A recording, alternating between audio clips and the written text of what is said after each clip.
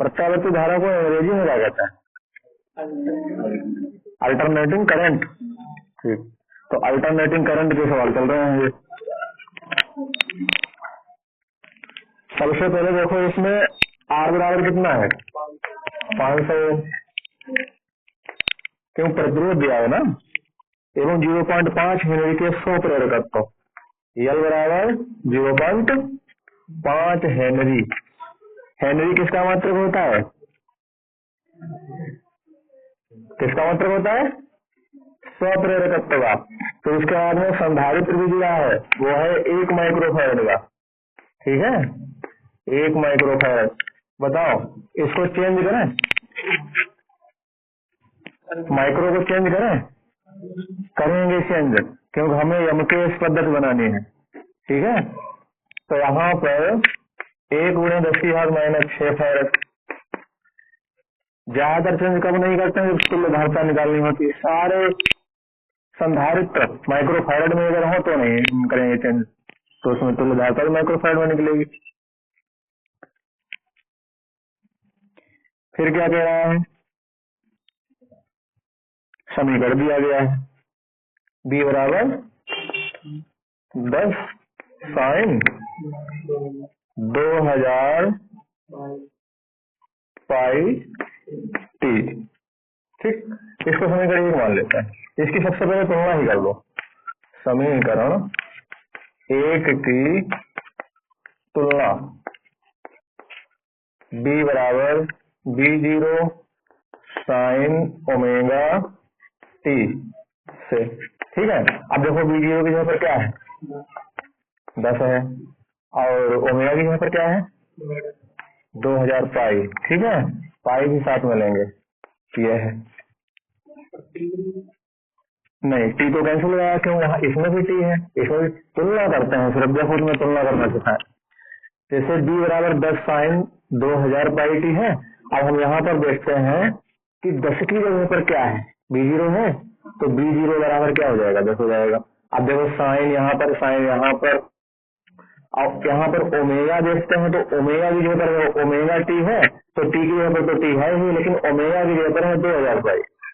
ऐसे तुलना करते हैं।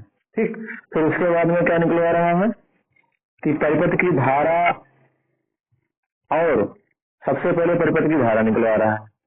ठीक है, आई बराबर, और फिर उसके बाद में कह रहा है धारा और वोल्टता में कलांतर। इसका मतलब फाई का मान निकलवा रहा है। ये चीज दिखाई दे रही है? ठीक, तो सबसे पहले हम लोग क्या करेंगे, अगर जेड निकालेंगे, जेड, तब हमारी धारा निकलेगी। ठीक है, इसमें धारा भी तो निकलवा रहा है।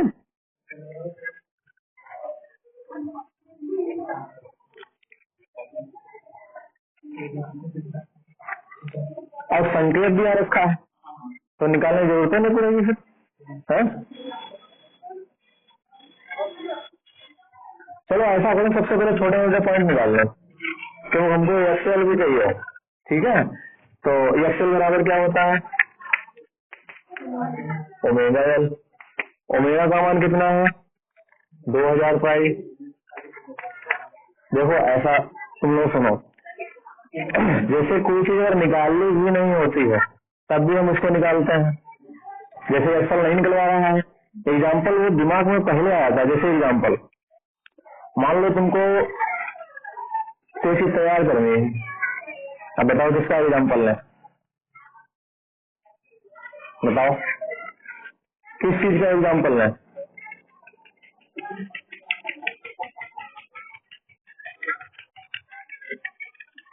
जैसे मान के चलो किसको फोन आएगा, वीडियो चालू हुआ या बंद हुई? ठीक, देखो जैसे हम एग्जाम्पल विद्यालय का ही उदाहरण लेते हैं। कहते विद्यालय बना हुआ है, तो सबसे पहले दिमाग में क्यों विद्यालय के लिए हमें फर्नीचर की आवश्यकता होंगे, हमें टीचरों की आवश्यकता होगी। तो पहले तो जो चीज आवश्यक होती है उसी का इंतजाम करने लगते हैं। ठीक है, इसी तरीके से हमें पता है कि हमें ये चीज निकालनी है, धारा निकालनी है, तो उसके लिए हमको जेड चाहिए। ठीक है। तो जेड चाहिए तो उसके लिए हमें एक्सएल भी चाहिए, और जब यहाँ पर सी है तो हमें एक्स सी भी चाहिए। कलांतर निकालेंगे तो कलांतर का सूत्र क्या होता है, tan फाई बराबर एक्सएल माइनस एक्स सी होता है, तो हमें एक्सएल और एक्स सी भी चाहिए। तो सब आप समझ में आएगा क्यों निकालते हैं।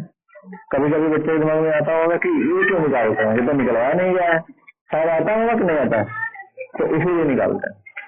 ठीक है। और हम उसी सूत्र में अगर हम ये पुट करेंगे तो बहुत लंबा सूत्र लगने लगेगा, इसीलिए इसको पहले ही छोटे छोटे टुकड़ों में ज्ञात कर लेते हैं। अब यहाँ पर ओमेगा का मान रख गया है और एल का मान कितना है 0.5। अब देखिए यहाँ से 0.10 कट जाएगा, और अगर हम 200 की 5 से गुणा करेंगे तो 1000 हो जाएगा, तो हो जाएगा 1000 पाई। समझ आया सभी से?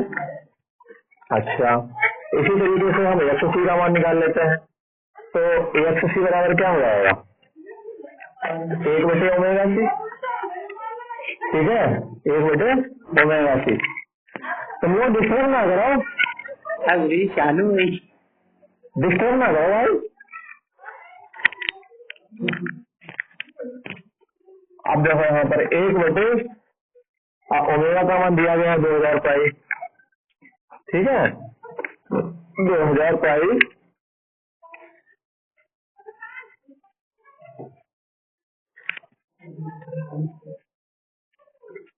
और सी का मान कितना है, 1 × 10⁻⁶। तो इसको भी चेंज कर लो। देखो 2000 से क्या होगा, ये 10⁻⁶ जो है इसमें से 3 घाटे कम हो जाएंगी, घाटे हो जाएंगी, तो यहाँ पर हो जाएगा 2 × 10⁻³ पाई। ठीक, ये हो गया। तो सवाल में पूरा लगाना पड़ेगा, क्यों यहाँ पर संकेत में दिया होगा लेकिन सवाल जो पेपर में आएगा उसमें संकेत नहीं दिया जाएगा, इसीलिए हमें जेड की वैल्यू भी निकालनी पड़ेगी। हालांकि उसमें जेड की वैल्यू दी गई है, लेकिन ऐसा सवाल में जो परीक्षा में आएगा संकेत नहीं होता है। ठीक है, परीक्षा में जो सवाल आते हैं उसमें संकेत नहीं होता है, इसीलिए हमको जेड की वैल्यू यहाँ पर निकाल के दिखानी पड़ेगी। ठीक है, या रट्टा मार के ले जाओगे भैया जेड बराबर ये निकालना पड़ेगा कि नहीं, तो बताओ जेड बराबर क्या होता है, जेड बराबर क्या होता है, सूत्र अभी तक ना याद करो, याद कर लो सूत्र, एक्सएल माइनस, तुम लोग कुछ भूल रहे हो,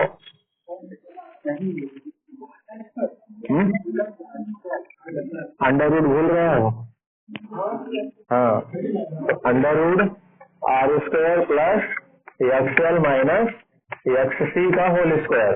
ठीक है, तो r का मान जो है हमारा कितना है 500 है,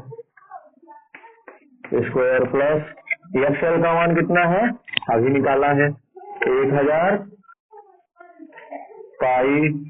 एक काम करें, काम ये करें कि इसको थोड़ा और सरल बना लें।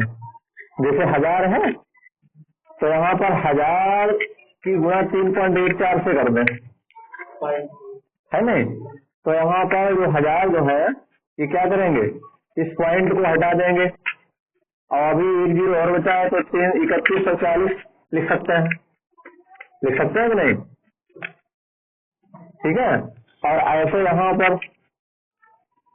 पर क्या करेंगे, 10 की घात माइनस ये वाला जो है ये, तो 10 की घात -3 जो है ऊपर जाएगा, तो किसका हो जाएगा 1000 है, और यहाँ पर क्या जाएगा 2 × 3.14, तो 3.14 जो है यहाँ पर क्या करेंगे, पॉइंट हटा के 2 0 और बढ़ा लो।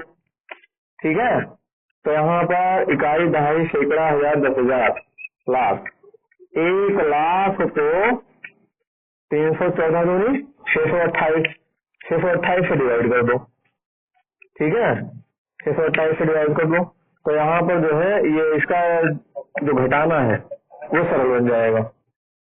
ठीक है, 1 लाख को 628 से भाग दे दो, 1 लाख में 1 में कितने जीरो बढ़ाओगे, 5 जीरो बढ़ाना। ठीक है, तब जितना आएगा इसका तो आया है 3140, 3140 माइनस, देखो 2000 पाई है, तो 2000 ने क्या किया, इसकी माइनस वाली घात को 3 कर दिया, 1 2 3 है। अब वही 10 की घात -3 जो थी वो ऊपर चले गए, 1000 में हो गए। पाई का मान रख दिया 3.14, ठीक है, 3.14। अब 3.14 से क्या किया, पॉइंट हटा 2 जीरो और बढ़ा लिया, तभी तो हमारे 1 लाख बने, तभी तो 1 लाख को 628 से भाग दिया तो कितना आया, 62 लाख। 1 लाख को तो गुणा तो नहीं कर दिए, 62 करोड़। अरे गुणा नहीं, भाग करो, 1 लाख को 628 से भाग करो,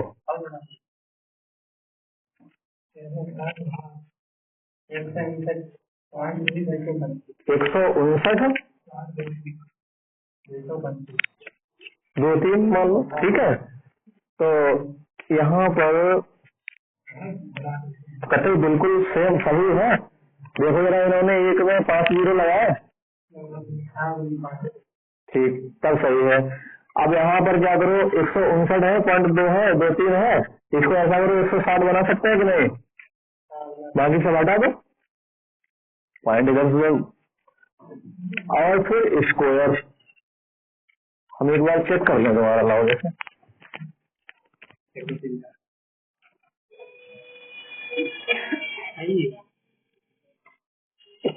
चलो सही है तो सही है, ठीक है।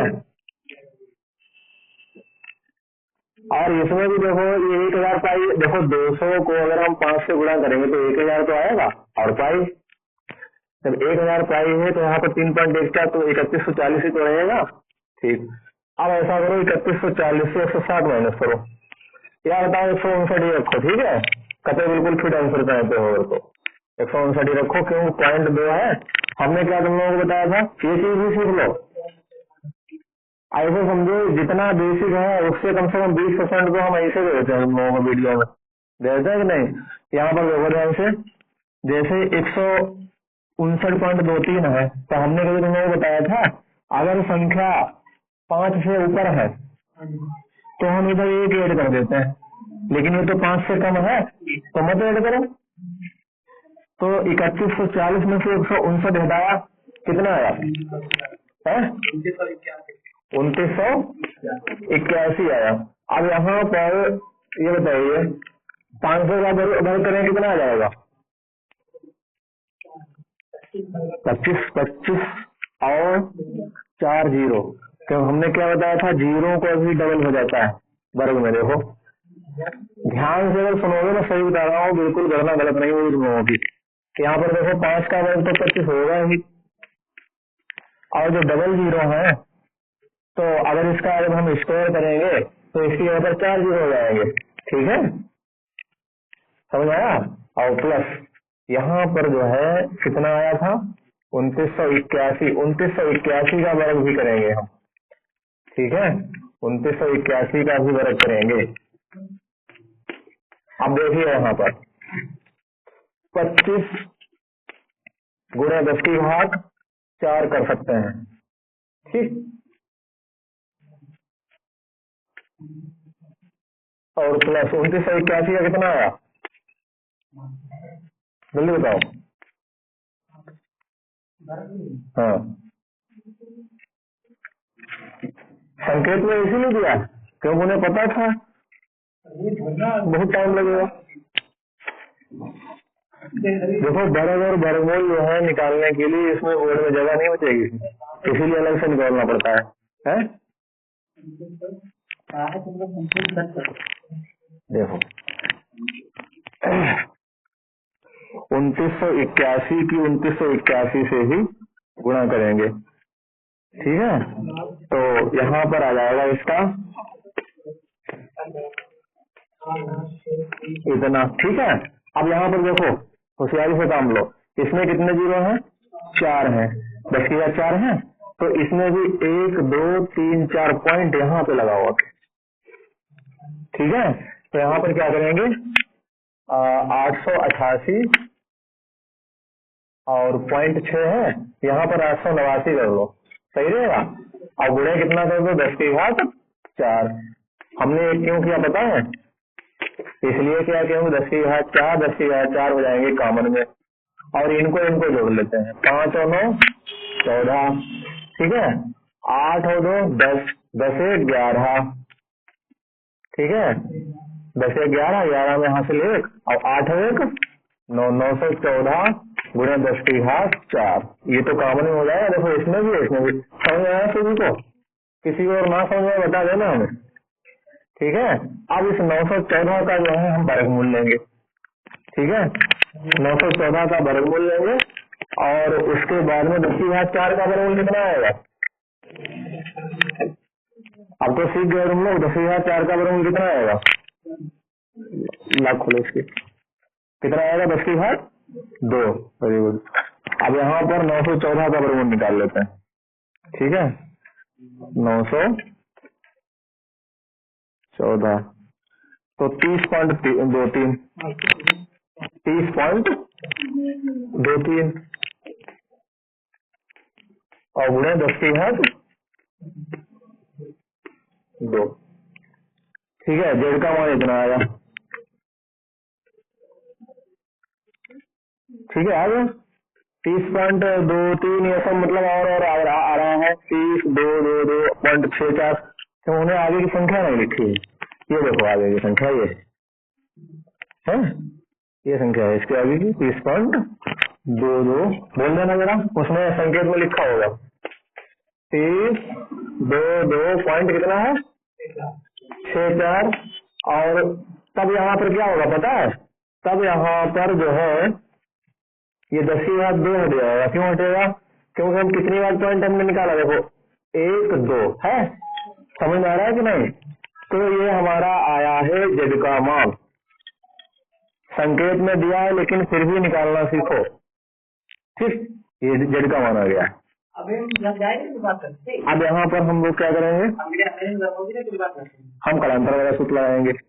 कलांतर का सूत्र क्या होता है, tan phi बराबर एक्सएल माइनस एक्ससी बटे आर, दिया है सूत्र क्या। हाँ, तो सबसे पहले हम tan phi का सूत्र लगाते हैं। तो tan phi बराबर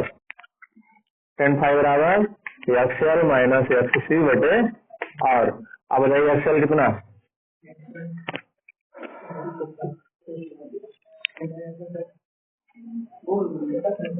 यह 3140 माइनस एक्ससी का मान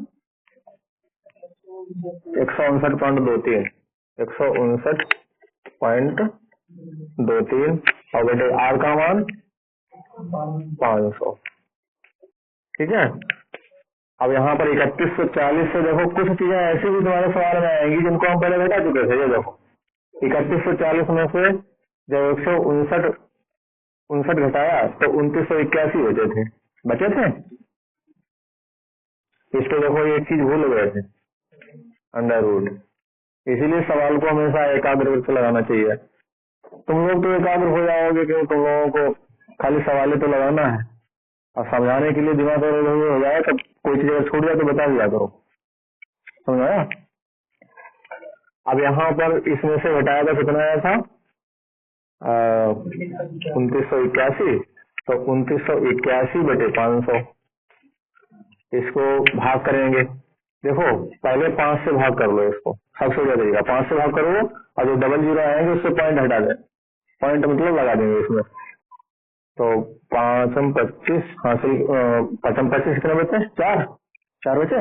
अब 4 इधर लाया 48 हुए, 5 में 45, 3 बचे, 5 6 का 30,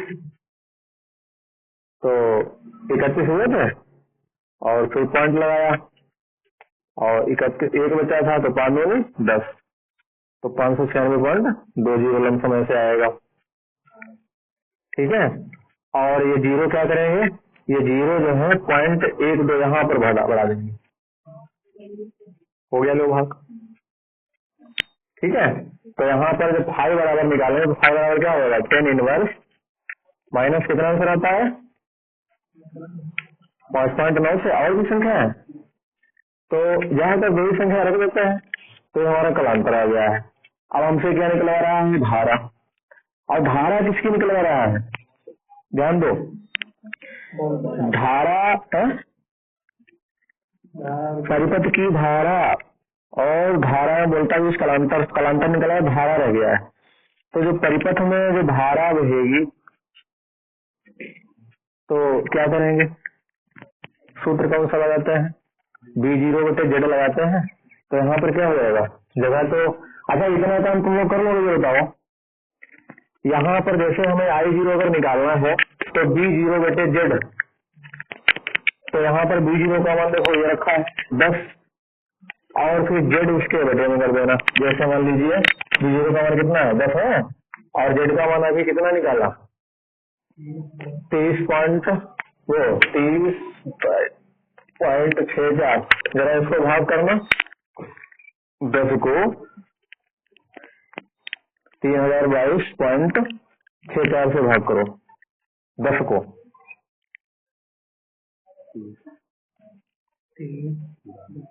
0.64,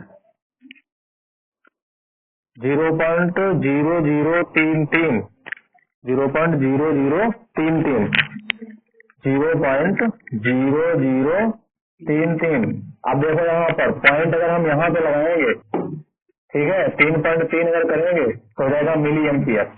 आंसर आ रहा है 3.3। ठीक, क्यों मिली क्यों लगा दिया भाई? यहाँ पर आया ना, यहाँ पर चल के आया 1 2 3, यहाँ पर चल के आया, इसीलिए मिली एम्पियर हो गया। वैसे क्या था? एम्पियर। सभी को समझ में आया सवाल?